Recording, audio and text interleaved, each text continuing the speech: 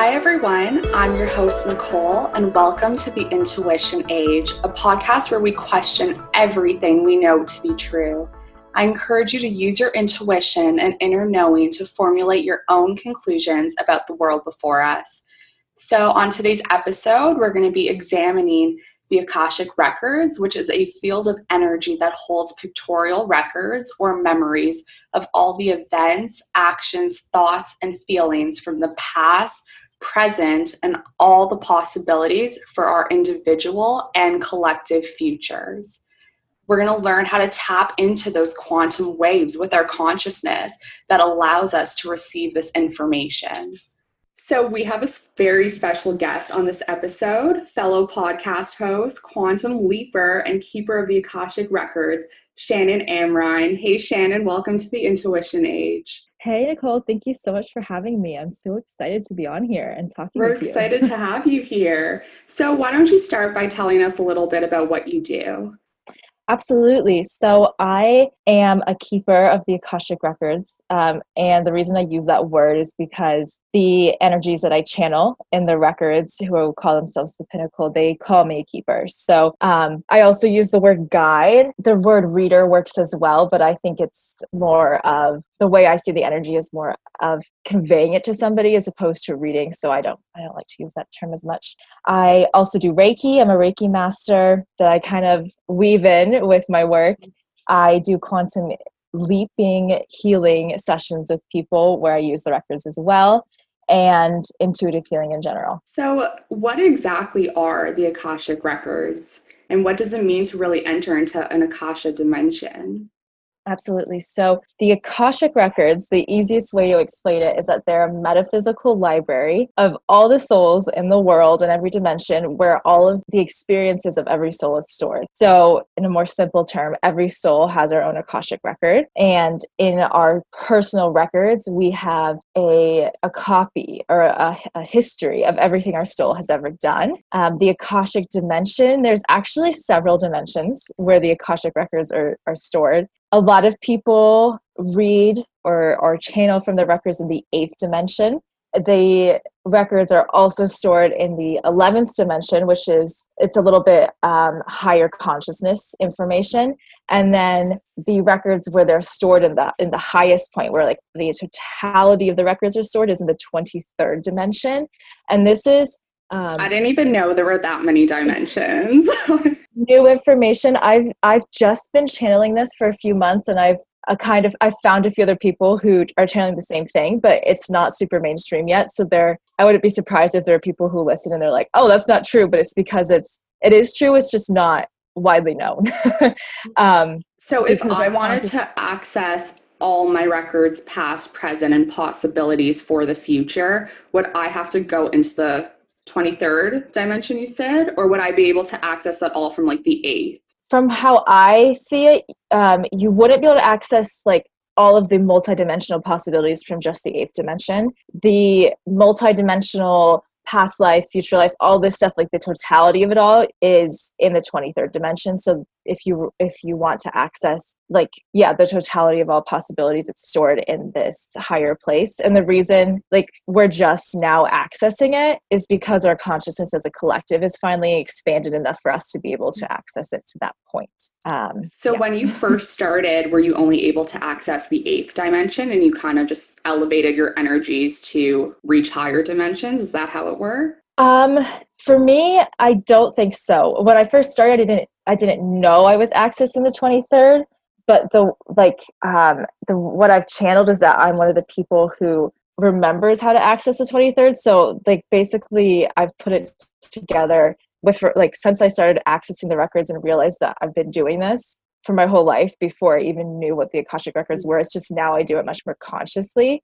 And there are other people as well. I think if you learn how to access the 23rd, the 23rd dimension, if you're working to the point of elevating your consciousness enough to get into the 23rd dimension and get in. It's not like it's guarded. It's just to access that dimension. If you started trying to read the records when you were already at that point, then you could definitely just enter in there. So I think it's it's really just our consciousness, because it's expanding as a collective. The possibility for people to enter into this dimension is becoming more and more possible. Yeah. Does that make sense? No, that does. Okay, so I know this isn't an episode on dimensions, but what is the 23rd dimension like? It is, so the way that they call it is it's the rainbow realm. So the 23rd dimension, yeah, it's like the amalgamation point of all dimensions. So it's like the unity point. So the way I see it when I experience it is every single thing we know about the universe, like, you know, there's all these things that kind of seem disparate. For example, if we talk about different star systems and different consciousnesses, it's like we try and group them into these different things, right? So like, they're all united on the 23rd? United. Oh, wow. Yes. So in the end, they're all one. It's just as in the lower dimensions, we see them as different things, but that's why it's a rainbow, because it's all of the colors that come together. I would honestly, I'd love to access that, but like exactly like you were saying, we're all as a collective like elevating our frequencies to a point where these dimensions are, I guess, not opening up, but like making themselves possible to the rest of us. Exactly. It's really cool. It's really, really cool to see that we're like getting to that point. I love it. So what type of like beings do you see in the 23rd realm? They are they're very like, I mean, they don't often come to me as beings because they're so, you know, formless. But when they do, it's very tall, very thin, very like always. I always have this impression of like if we think of like hair, like they have very long flowing hair, and that's how I see myself as well. Basically, the 23rd dimension it holds what's called the Council of the Pinnacle. And so, you know, there's all these different interdimensional councils. Yeah. So is that the highest council? It is like, yeah, it's like the Unity Council. So the council that kind of brings everybody together. And so the beings who sit there, who I talk with, they're very ethereal, they're very floaty, they're very tall, they're very thin, they're very kind of transparent or translucent. So a lot of times they look like they're wearing like robes, like almost, you know, Harry Potter like. So do you find that they put on forms just for you to interact with them? Like, do they usually take on forms just for us humans to, I don't know, feel some sort of like interconnectedness with them? Because like just picturing myself talking to some invisible entity there, like it's hard to conceptualize. Yeah, I think it's definitely for us to help conceptualize for ourselves that they put on forms, because normally I don't think that they have form. They don't really seem to me like they're in this form all the time, you know. I think it's definitely for us. Okay, so when you're entering into these higher dimensions, is it like entering into like a literal room or like a literal place? Sometimes sometimes if I'm intentionally saying I want to talk to the council, the way that I see it happening is myself walking into a room, and it's like, you know, there's a long table, chairs around it, all these beings. So in that sense, sometimes it does feel like it's a literal place that has form. Often it feels, well, actually, it kind of depends. So sometimes it's like this room. Sometimes is it always the same room? Yeah, it's very like shadowy, so it's not like super solid, you know. So it's always, when I go to see the council themselves, it always looks like the one same room. Okay. But then sometimes I go and access so the 23rd dimension is very connected to the stars of the Pleiades, but not Pleiadians in the way that we think of, you know, the group of Pleiadians. It's the literal stars, the literal 7 sister stars who are part of this council. So the Pleiades is connected to the rainbow realm. Okay. But it's not like in the Pleiades. Yeah. It's just connected. And so in this rainbow realm, there's like the councils where the council sits, and then there's these 7 like sub dimensions within sub realms within this dimension, and they're for each sister. Okay. So each star within the Pleiades or star system has its own. Yes, it has. It's like within the 23rd dimension. It's just like almost like doorways within the dimension that you go into. Oh, interesting. How do you know which one And to go into? well, I connect very strongly with the third star. So that's the one I usually go into. It's just calls to me. And that each of those dimensions, those sister realms, not dimensions, sorry, realms.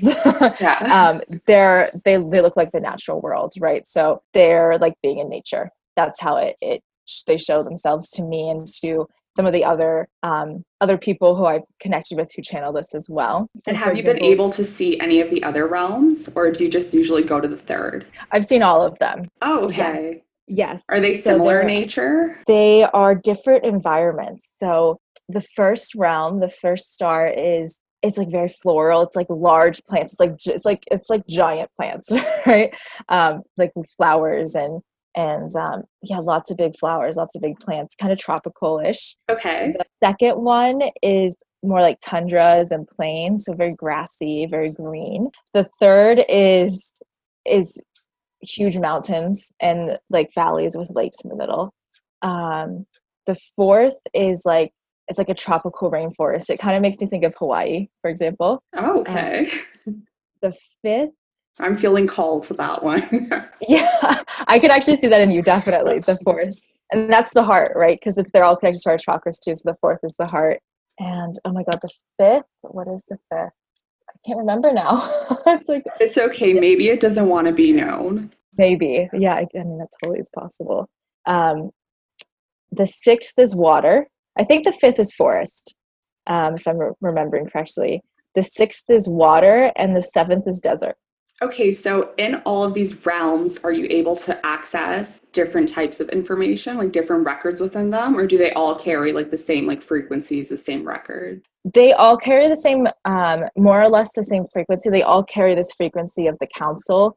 But the difference between them is that they carry the frequency of the different chakras. So I don't really go into those realms to read. It's more like, or to get information. I go into those realms to like rejuvenate myself. Oh, okay. That Yeah. sounds So nice.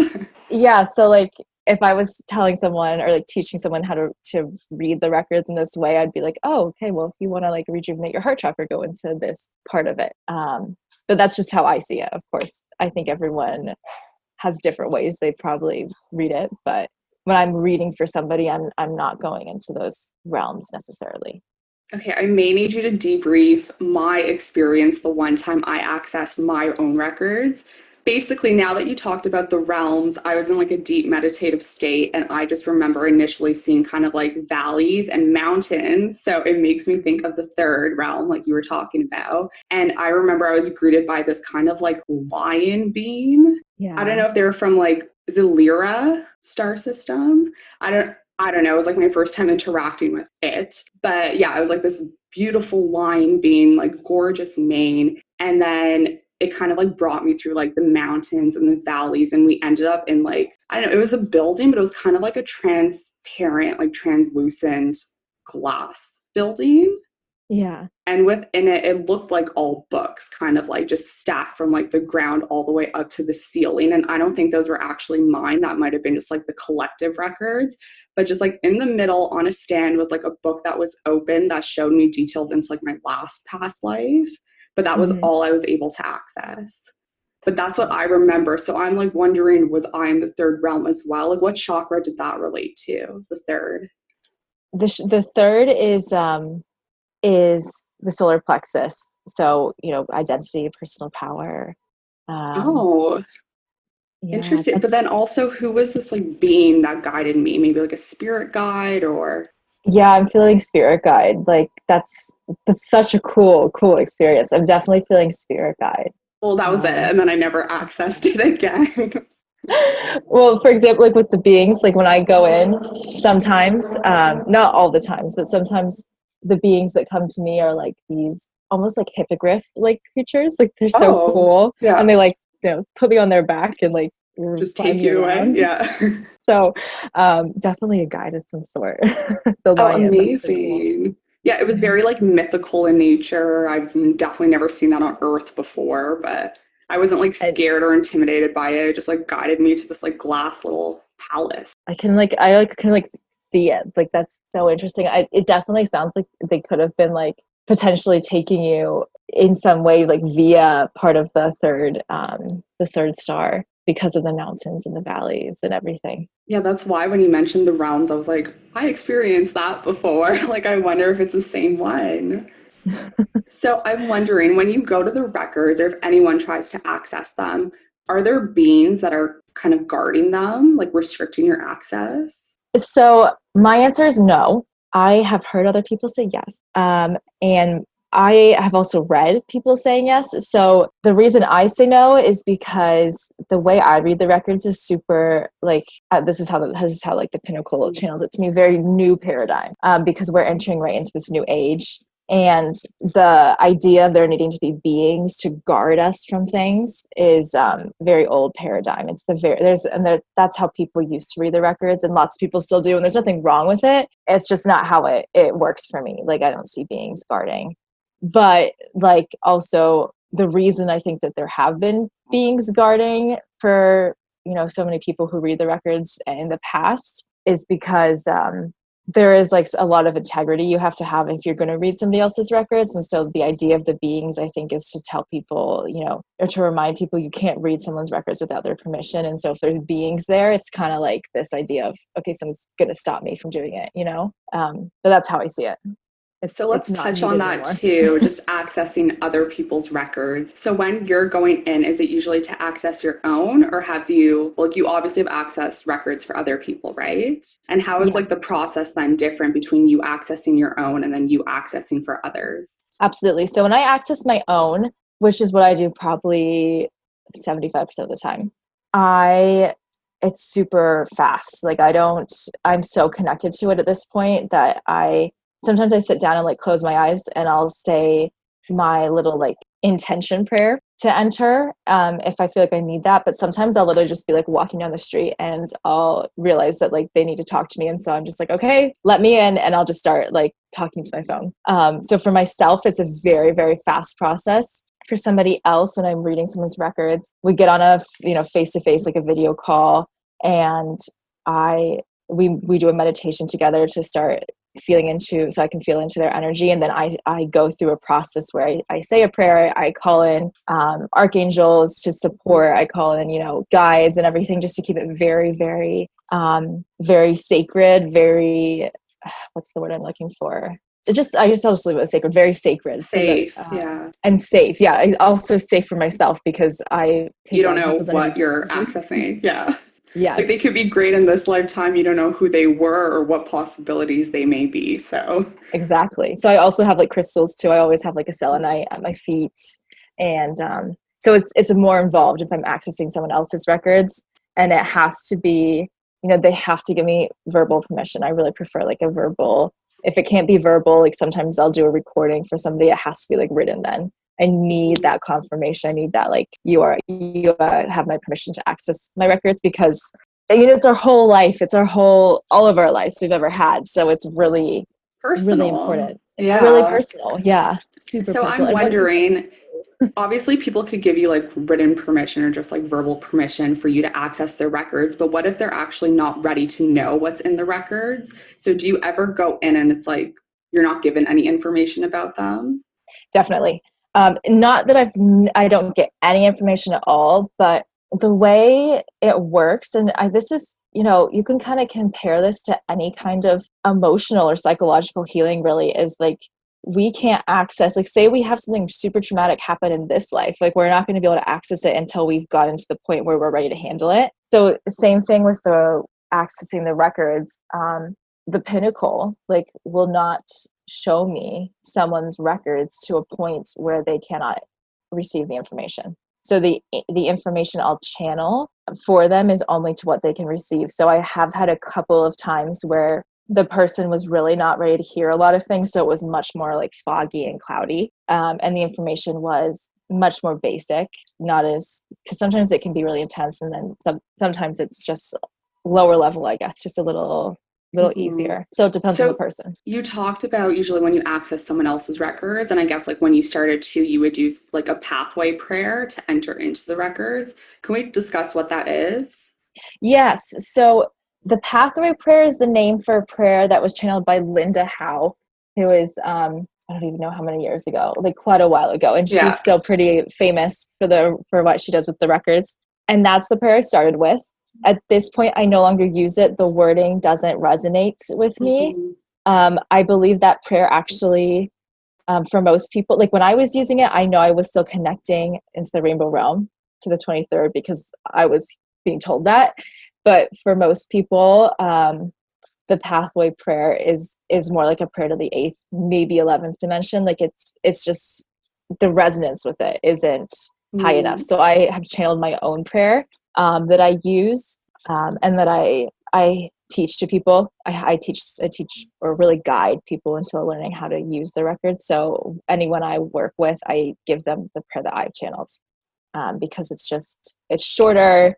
It's more to the point. It's not as like the pathway prayer is great, but it's just a little more like almost of regimented is the word that's coming to mind. So like it's just a little bit more narrow to me. So that was like a good point that you made, that you found that the pathway prayer only really brought you to like the 8th dimension when you were accessing. I don't know, there's like a lot of obvious like information on the internet and stuff about like tapping into like past lives and like going into like deep meditative states and like a lot of like frequencies and sound healing. Should we be weary if we're trying to access our records and we're using just like information from the internet?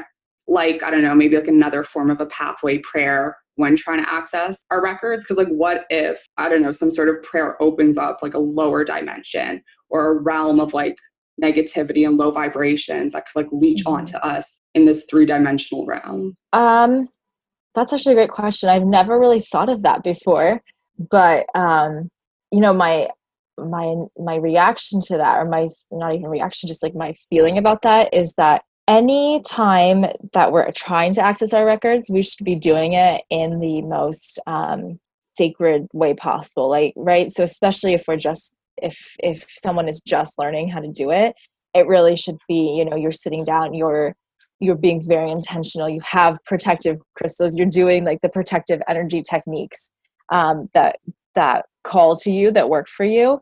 And that if you try and use a prayer that someone has channeled, you really are feeling into your gut response in your body. Is this right or not?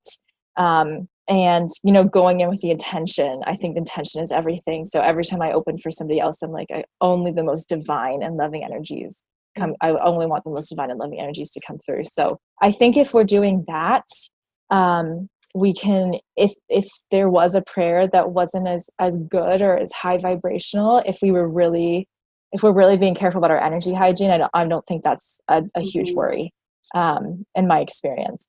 So just on that then, do you think anyone should be trying to access their records right now? Or should we be weary of our own frequencies and our energetic health before we actually try to go into these different dimensions? I do think that we really should be wary of our own energetic health. I mean, I think if we're not prepared, well, the thing is, if we're not prepared, like we can access, like if you just hear of like energy word for the first time today and like you hear of the Akashic Records and you're like, I'm going to look up the pathway prayer, go in, like you can try, but the likelihood is that you're not going to get in. Like if you haven't done anything, if you're like firmly in the 3D, right? The likelihood that you're going to get in is really not that high. So that's kind of how I have understood it, is we all can do it. We all have the ability to, but if we haven't gotten to the point where we're energetically ready to, we won't get in. And then on the other hand, what if you're someone who wants to get a reading done by someone else? How weary should you be of someone reading your own records? Because I know like when I first tapped into mine right away, like my Reiki master at the time was like, you can't let anyone else read your records. Like that's dangerous, whatever. So is it dangerous to have a stranger read your records, or is it totally safe? I would say that's old paradigm. It's totally safe. There's so many people who do it. But why do you think that came about? My guess would be that like people have, there's always people who aren't working in the highest energetic frequency. So if you like, not everyone's energy signature is going to match with us. So if you have someone read your records who isn't quite the right energetic match, then that might create a feeling of, you know, dissonance in your records. But well, I would say that's why if you want to get a reading with somebody, you should, take a look at what they do. You should take a look at their website. You should take a look at their social media and see if Like you their resonate energy. with them too. Yeah. Yeah. I also do think that there's a lot of fear and a lot of this, like, and a lot of these energy and like dimensional soul-based practices. Like there's this fear of, like witches is like this, being a witch is like this awful idea, or it's been an awful idea for so long because of different like religious practices and such. And just the way people in history viewed did any of this kind of work. So I do think there's a portion of that as well that plays into the idea that it's dangerous to let people do something like this. I asked just because I feel like spirituality is becoming like fairly mainstream right now. And like there's a Mhm. lot of like hyper positivity and like spiritual bypassing happening. And I know as like intuitive Yeah. beings, like like easily able to like filter that out. But I know like I have like a lot of friends, for example, they're kind of like new to tapping into their intuition and they lead a lot with like their heart and their mind. So like they see someone and they can't recognize when someone's like spiritual bypassing or if their intentions Mhm. aren't necessarily like sincere. So Yeah. like I guess like you said, just kind of be like weary and like see if you vibe energetically with the person who's doing any type of spiritual work for you. But it's just like Yes. something like you said, like it's so personal, like our soul's whole record, like our soul's whole Yeah. journey is like within these records. So yeah, like it is scary just letting a stranger go in and know everything about you. Well, the thing is that someone can't. I don't think that someone can go in, and I haven't experienced that someone can go in and literally know everything about you, because it really is like the way the records work is like when someone goes in for you or when you go in for yourself, you're only getting the information that you need to know on that day. So like if I was going to open your records right now, for example, like what I would channel for you would be what is necessary for you to know at this point in your life, based on your past lives, based on your other dimensional realities or your future lives or future possibilities or anything. But I wouldn't be able to go in and just say, show me everything. I mean, I can't even do that for myself because there are things that I'm not ready to see yet. So I could be like, show me this. And they'll be like, you're not No. ready. They're like, Yeah. no. Like, so there is, for someone who's like worried, like, because what you say is super valid, know that someone can't just go in and know all of that immediately from you. It's Mhm. the energy only works in what you're ready to hear for yourself. Because I think there is a fear there, just like the unknown. And especially like it is fearful having someone else know your unknown before you do. So like having someone access your records and come back and be like, by the way, this is what I found out about you. And like you don't even know that part of yourself. Yes, and I believe that what someone can access in your records, any unknown is it might be consciously unknown, but unconsciously you already know it. You were, For yeah. sure. It's like So an from activation. from your end when you're accessing records, obviously like you protect yourself before you go in, but like are there any dangers? Like say I wanted to access someone else's and I just didn't protect myself properly and maybe I tap into like a lifetime where they were maybe a lower vibrational being. Are there any dangers for me coming back into like my 3D reality right now? I mean, I guess there's always a possibility you could bring back an entity with you or something. Um, but if you've really protected yourself well, that shouldn't happen. What has happened to me is maybe twice I've accessed someone's records and done some past life work with them within the records. And, they've had past lives often, like we can feel it in our body somewhere. So a pain or a discomfort in your body, that's especially if it's chronic or long lasting, is probably related to a past life. And so I've done a couple times with people work based on that and felt it. I feel it very strongly in my body when I'm doing past life work with somebody and it's related to their body. And that's how I help them clear it, is I feel it in my body. And so I have to have a lot of really strong boundaries for that. And I've gotten better at that. But when I first started doing it, there were a couple times where I finished a session, closed off, and I was like, oh no, I still feel this. And so I had to then go through and do my own like deep clearing because I was feeling I'd partially taken on their energy. So that's the biggest danger I see, is accidentally accessing, as you're accessing somebody else's past life, taking on some of that energy that they're feeling in their body. Yeah, no, that totally makes sense. I guess, yeah, like it obviously there is that possibility there, but exactly like you said, like protect yourself beforehand, like do that training practice before you go in and start accessing I don't know, like different past lifetimes that may be like lower vibrational. And like with any type of like spiritual work too, like any type of channeling, there is that possibility that something low vibrational might reach onto you and come back with you. So like, I don't know, I think we all know that's a possibility. You just have to like know. You just have to go in acknowledging that that may happen. Right. And that's where it's so important to have the tools to know how to release that. And there's so many, like, you know, you can just learn that for free. Like you read, or, you know, very cheap, you can read a book. But there are people who have done so many things about how you can protect yourself from that happening. So because when we access the records, you could like see like a lot of past lives. I'm wondering what's the difference then between like past life regression versus accessing your records? Yes, I love this question. I actually had to spend some time like talking about this with a couple people to have a good answer for you, because they're complementary, past life regression and records reading, but they're not they're not like, you know, one or the other. So a past life regression is a hypnosis. So like you're actually reliving the past life. You're seeing it. It takes a lot longer. And it can act as a healing in ways if you're, you know, accessing in your subconscious mind things that you need to know. But it's a hypnosis. So that's really the big difference. And it's like being in the movie, whereas an Akashic Records reading is like you're watching the movie. Somebody's accessing it for you and telling you what they're seeing. I have clients who sometimes they're seeing what like glimpses of what I'm seeing, but I'm the one who's really, you know, seeing it for them. So it's like watching it, but not being in it. It's a lot faster to do a reading because you're not going into the hypnosis state. You're not reliving it.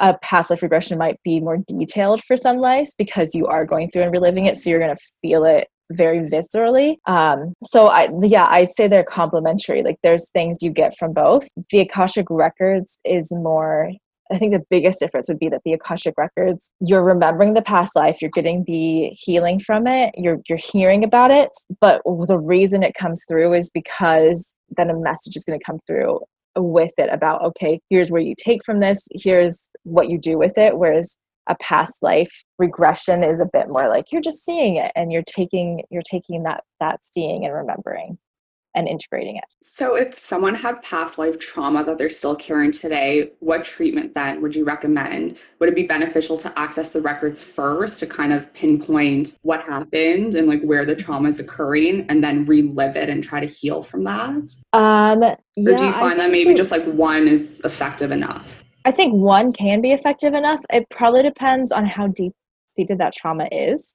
I think if it's really deep trauma, like say you have a records reading and there's some really deep trauma that comes up and you still feel that you need more healing, then a past life regression would be a great way to do that. That's a great question. I think it's really individual. But I do think if it's really deep, having somebody like go in and see it for you first can make it would probably make it easier than to go into a regression and be in that hypnotic state and like see it happening to you. Okay, so this hypnotic state for past life regressions, do you enter into that too when you're accessing the records, or do you just like meditate on it? Like, do you need to be in an altered state of consciousness to access the records, especially like initially when you're starting out? Yes, initially, being in a really meditative state is super helpful. It just makes it easier if our brain waves are, you know, are calmer to enter into a different dimension. As you get more used to it, and I have seen other people who access the records say this, like as they get more used to it, they don't need as much time in an altered state. So yes, altered state helps. Meditation helps. Hypnosis, I never put myself into hypnosis to try and go in. So I don't know. I think if you'd tried to go in through hypnosis, that would be really interesting, but not necessary. Okay, so I do want to ask, because I'm really into parallel universes. So Nicole in this parallel universe, is she experiencing the same? Like she's obviously experiencing slightly different experiences than Nicole in like the next. But I'm just wondering, are all of our records the same, or do we have different records, even though we're technically the same person, just in different parallel universes? So I would say you all have the same. And when we talk about What? multidimensionality, right? Like the fact that our soul can exist in multiple places at once, then when we tap into our records, like of past life that you might see in your records could be from a different dimension. Like that's possible. That's definitely possible. So someone like your soul existing in another dimension would have the same records as you, but what they're like, if they accessed your soul in a different body, access to your records in a different dimension, and you did as well, the information, the messages you would probably receive that were pertinent to you at the time would likely be different because you are existing in those different realities. So you would receive different parts of your past, future, multidimensional experiences that you needed to know or remember. That's how I see it. Yeah, because I know too, like I feel my soul sometimes like jump realities. Like I know when I jump a reality, I swear I have like Mandela effect every single day. So it's like that would make sense that in the 23rd dimension, like everything is just interconnected over there. And if I am constantly jumping to parallel versions of myself, like at the end, it's all going to kind of be the same experience. And it will go into your record as like all these different small, like all these different experiences. Like slightly different alterations. Exactly. But then someone who like, if someone was talking to you from the lens of they just have been reading the records in like the 8th dimension, for example, they would likely say to you like, oh, you can't access other dimensions. Because that's the old paradigm idea, is that the records are only for your life on Earth, not even for your life on other planets, like let alone on other dimensions. So that makes no sense though. If it's a soul, like compilation of just like the soul's journey, why wouldn't it include lifetimes outside of Earth? Exactly. No, I'm with you. I don't really understand how that makes sense to people, because it doesn't make sense to me. I'm like, I see so much of like other places. Yeah. So I'm wondering, how do you know, it's like you're accessing the records and you channel in information. How do you know that that's actually being channeled as like real information? Like, is it accurate, or like, how about if your mind is just kind of like playing games on you and you're just like making stuff up? Yeah, I've definitely like had that thought before, especially accessing my own records, because when you're accessing your own stuff, you're like, all your stuff, right? All your stuff that you're doing right now. A telltale way for me that I trust, well, the biggest thing I get is like every time I ask my guides this, they're just like, they almost like laugh at me. They're like, just trust us. Like, that you're doing this, like we tell you what to do and you follow it. So like, that you're accessing us. I also, when I'm in that state of channeling, my body like moves and sways back and forth. My voice changes a little bit. I use words that I wouldn't always use. And then if I'm reading for somebody else, the biggest like marker for me is if I pause, because I will pause at different intervals and just say, okay, how is this feeling for you? Is it resonating? And if it's resonating, then that's the biggest like marker I need to say, okay, so this information is, my human mind sometimes might go, oh God, is this real? But it is. And also like I forget a lot of it too. If I'm channeling, I record myself, and like if I'm doing a session with somebody, I record it, because otherwise if they have a question, or for example, I'm like, oh no, I don't remember. I don't remember.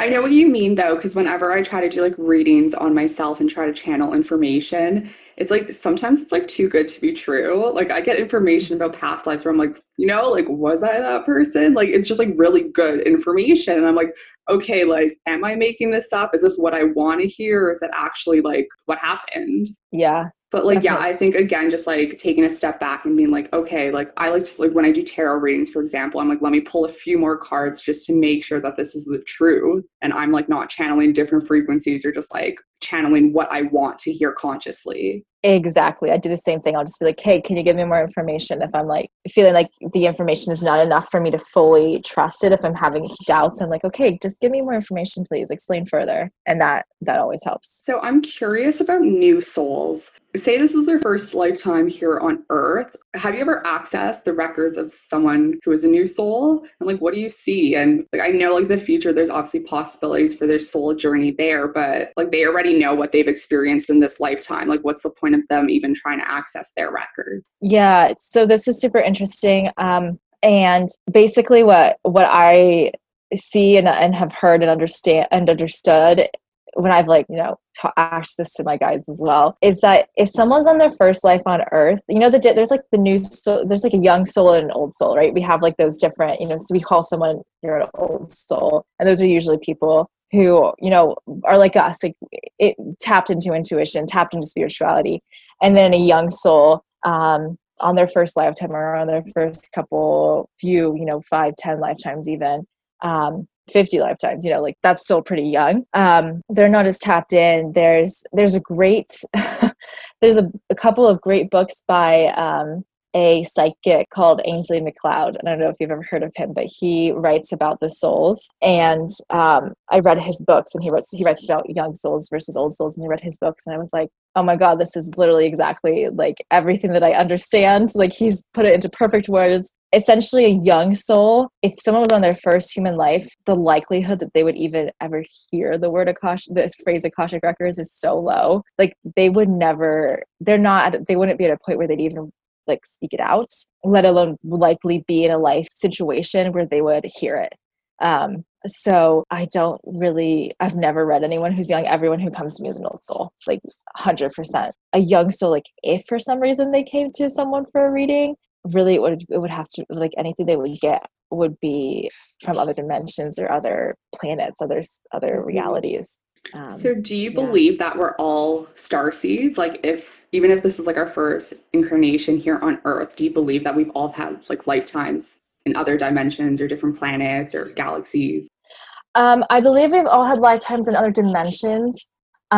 This is hard because I don't know. I meet some people that are just so like they're great people, but they're just so three-dimensional and so like unconscious, like so Earth. Yeah, I love this Earth, but like exactly what you said, just so Earth. And I'm like, I can't ever see them being like galactic or having any of those roots. So like, is it possible that some people on this Earth literally have only been on this Earth? I have channeled the yes. So I would say yes. I think there are people who have only ever been on this Earth, like they're Earth seeds.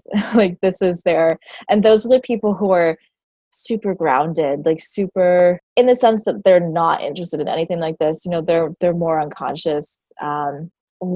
This is kind of channeling to me right now. Like, so if someone was born on the Earth and they're like Earth seed, like this is their primary planet, then of course, like if they are unconscious to all this stuff, and they're going to be a young soul. But someone, of course, there can be Earth seeds who are conscious and aware of all this stuff too. But what would happen to help that become a reality would be that likely between lives, like they would live lives on Earth, and then they would, in between incarnations, like go live on other planets to open their minds up. Because if you're an Earth seed, just like if you were a Pleiadian star seed and you never left the Pleiades, like, well, of course you'd be unconscious the rest of the universe. So this is just kind of came to me right now that would be the same thing that would happen with an Earth seed to be conscious. That's really interesting though, because like I've had my birth chart read and I obviously have channeled some spirit guides that aren't from Earth, just from like past lifetimes and like different galaxies and planets. But what's interesting, like what you just said, how these Earth seeds, once they reach a point where like their consciousness has evolved, where they're able to enter into these higher dimensions and live those different realities, then how come some of us go like from the opposite, like where we enter first into these higher dimensional experiences and then now we revert back to something so three-dimensional? Yeah.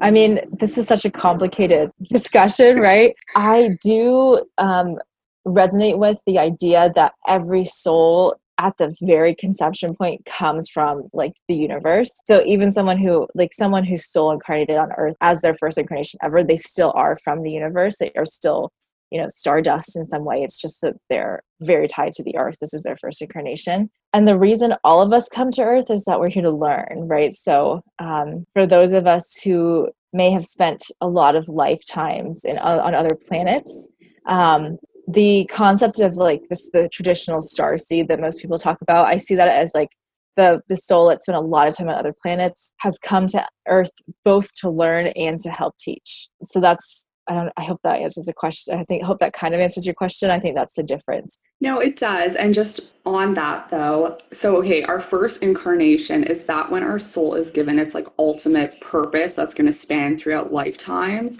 Or Like, do we have multiple purposes per lifetime? Like, how does that work? Because, like, if I was originally, like, okay, I know I'm a star seed, but yeah, I was like, my first incarnation was on a planet that was obviously higher dimensional than Earth. So, was my purpose then originally, I'm talking like generically, this is obviously going to be relevant to so many people, but was my purpose then always that one day I'd be incarnated here on Earth and share what I learned from those past higher dimensional lifetimes with others now?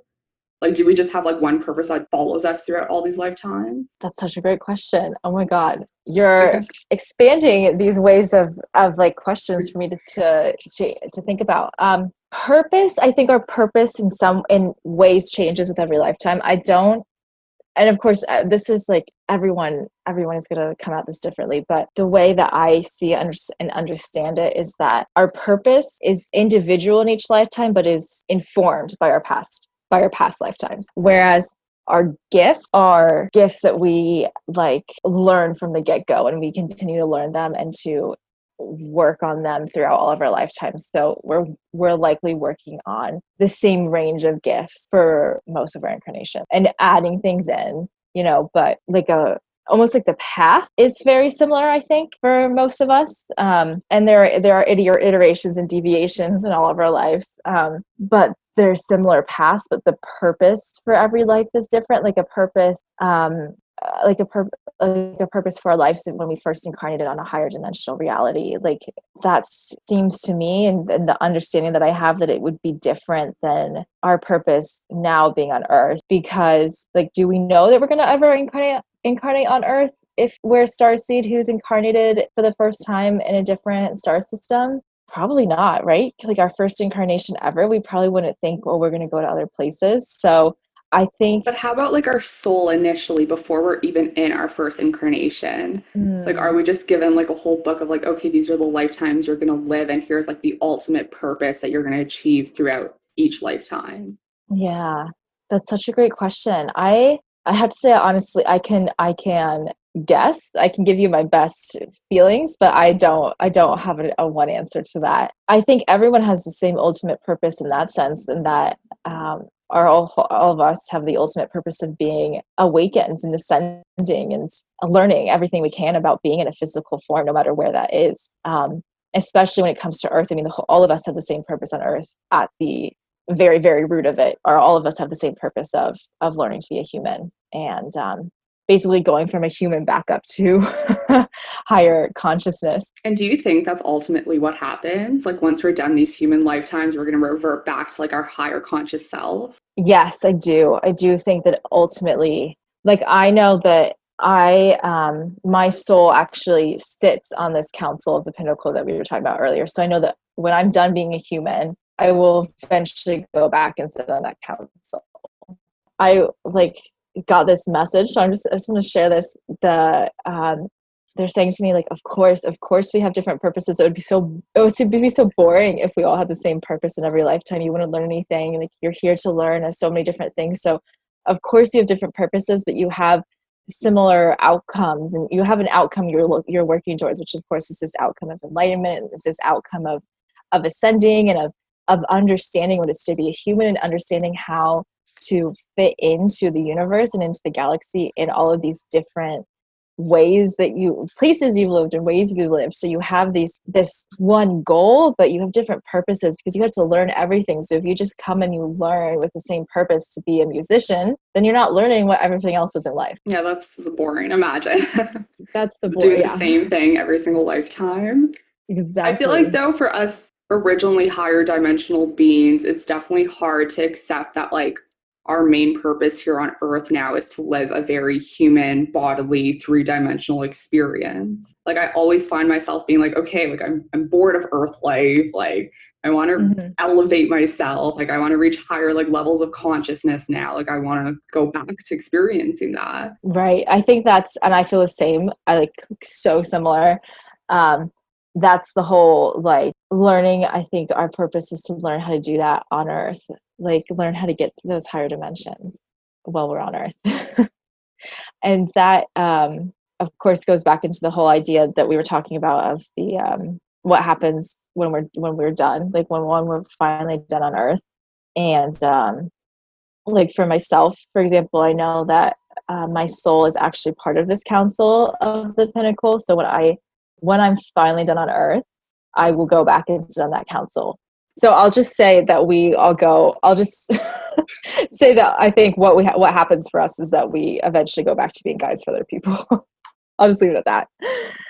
So when we are done on Earth, what will end up happening, based on what I understand and have seen, is that we'll um, get to go back up to these higher dimensions and be guides for people, like the guides that we all have now. So do you ever see, because I know like you're able to see people's possibilities of future realities when you access their personal records, but what if this is someone's like last lifetime on Earth, or like last lifetime, like ultimately? Have you ever experienced that? I haven't yet. No, I'm super curious. I don't know if we can tell. Like, I don't have an answer for you about that yet. I'm really curious to see if that happens at some point, but I also don't know if we can tell if it's someone's last lifetime, because like I think we can feel like this might be your last lifetime, but what if that person gets killed and like suddenly, and they don't get to finish what they're supposed to do. So I think it's like the possibility. Well, it's possibilities, of course, we're talking about. So it's the possibility it's your last lifetime, but who knows? And then is that it? Like, do souls just cease to exist at some point? Or will they always just be like an essence that's there and that was?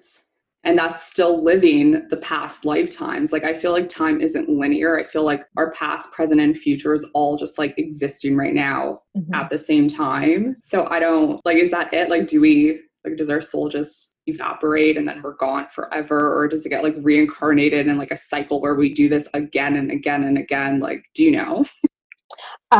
I don't know if we get reincarnated into another cycle of doing this again. I don't think that we just evaporate, because like you said, time and space don't actually exist. Like, we just talk about it this way so that we understand it in our human brain.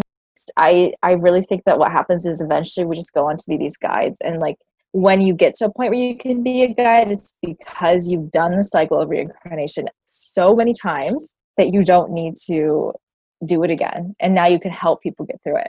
So does that mean all my spirit guides are just done living other lifetimes? No. This is so complicated. um, when you talk to your spirit guide, a really great way that I've started to like try and figure this out with mine is, ask them about themselves. So for example, one of my guides is my grandfather, and I know for a fact, because I've channeled this so many times, that I'm the oldest soul in my ancestral lineage. So there's no way he's done, because I'm not done.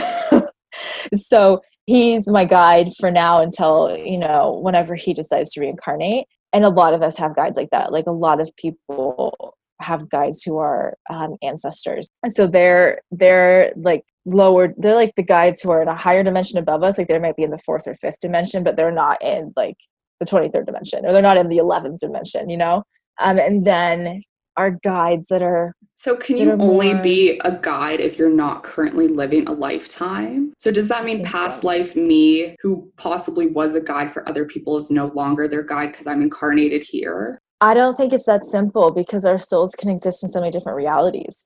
So I think that would be, the easy answer would be yes, that's what it means, but I don't think it's that simple. I think we're all constantly, our soul is constantly being, a more human-like guide for people. And you can kind of feel the difference if you really, learn to and lean into it, between the guides that you channel, that you're talked to, because there's a difference between when you're talking to a guide that is still human, or still might reincarnate as human, and a guide that's done. Yeah. That's super interesting. Okay, so while we get ready to wrap, like, I've loved the conversation we've had. So like enlightening and elevating. But I'm just wondering, do you think people should even be accessing their Akashic records, or is there a purpose to it? Or do you think we could just go live our lives without actually knowing the essence of ourselves? I believe that it's one of the best things we can do, especially if we're on a path to elevate our consciousness. If that is part of our purpose in this lifetime, then the Akashic records are they're also just activating. I mean, just every time you go into the records, is an activation, or anytime someone reads your records is an activation as well. So I believe that they are worth it to enter. I believe it's important. I think knowing our quote unquote past self, our self in other realities, is how we understand our current self, and what we're dealing with, because it's also related. Our soul is existing in so many different places. So our soul is having so many different experiences. And so knowing those experiences that our soul has had or is having, we're still feeling that in our body in some way, even if we're not aware of it. So accessing our records helps us understand where things are coming from. So if you are on a life path or purpose where this is important for you to know, if you're interested, if you've listened to this and you're interested in this, then it's probably the records would probably be very, very helpful for you when you feel called, because you won't feel called immediately necessarily. I heard about the records for the first time 4 years ago, and I was like, that's crazy talk. And now I'm like, that's this how has changed my life. It's just exactly what you said. I think that's such an important note. It's just when we're ready and willing to be receptive to the information, that's when it comes about. That's when you're introduced to it. And it happens progressively, I find. When I first learned about the records as well, it's probably 4 years ago too.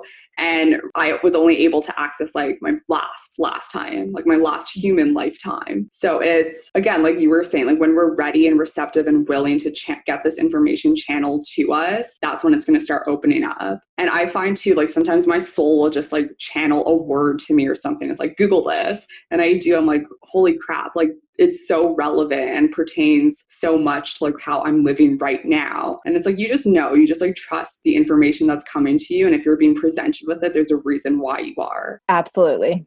Totally agree. So is there anything else we should know about the records that we haven't discussed? Oh my goodness. I feel like we've done such a deep dive.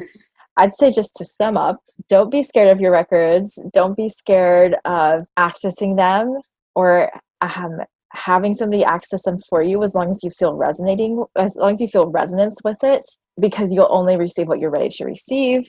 And it's a really great tool for understanding yourself and your life and your purpose. And it's also a really great tool for healing. That's how I use it. I use them the most for people when I'm working with them, is for healing, to find the past life cause or multidimensional cause of something so that we can heal it at its root. So that it's really a wonderful tool to connect and to help yourself continue to evolve and awaken in this life. That's amazing. And of course, I have all your information in the show notes. So if everyone is hearing this and ready and willing and receptive and wanting to access their records, of course, I know you're open and willing to help them out. So Absolutely. I have all your information down below, and they could definitely contact you if they want that. Absolutely. Okay, Shannon, it was so lovely talking to you. Thank you so much for coming on. Thank you so much for having me. This was such a fun conversation. It was. I hope we could do some more soon. Yes, absolutely.